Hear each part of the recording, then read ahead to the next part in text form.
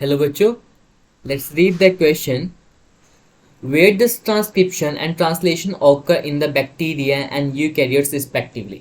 Question में बोला है कि हमारा जो transcription process and translation process है वो कहाँ कहाँ हो रही है, बैक्टीरिया एंड यूकैरियोट्स में. सो की कंसेप्ट क्या हो जाएगा यहाँ पे? So the key concept here will be location of transcription and translation in bacteria and eukaryotes. अगर मैं बात करूं बैक्टीरिया की, बैक्टीरिया एक हमारा क्या प्रोकैरियोट्स है, प्रोकैरियोट में आता है. So bacteria is prokaryote. अब एक एक करके बात करें. सबसे पहले हम बात करें ट्रांसक्रिप्शन की. ट्रांसक्रिप्शन बेसिकली क्या होता है, हमारा डीएनए स्ट्रैंड चेंज हो जाता है. किसमें? डीएनए स्ट्रैंड से क्या बन जाता है, एक एमआरएनए का स्ट्रैंड बन जाता है. Talking about like bacteria, bacteria में कहाँ हो रही है ये? In bacteria transcription take place in the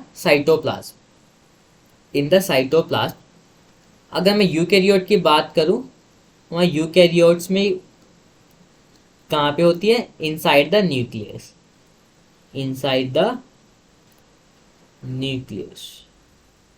okay. अब ट्रांसलेशन की अगर बात करें, talking about the translation.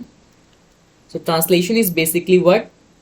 This is the synthesis of the protein molecules और अमाइनो एसिड पॉलीपेप्टाइड चेन बनाए, किसी को ट्रांसलेशन बोल रहे हैं. बैक्टीरिया के केस में कहाँ होगी ये? Bacteria is basically prokaryote. Bacteria case में होगी साइटोप्लाज्म में. एंड यूकैरियोट्स में भी कहाँ होगी? यूकैरियोट्स में भी ये क्या होगी? साइटोप्लाज्म में ही होगी. So it also take place in cytoplasm.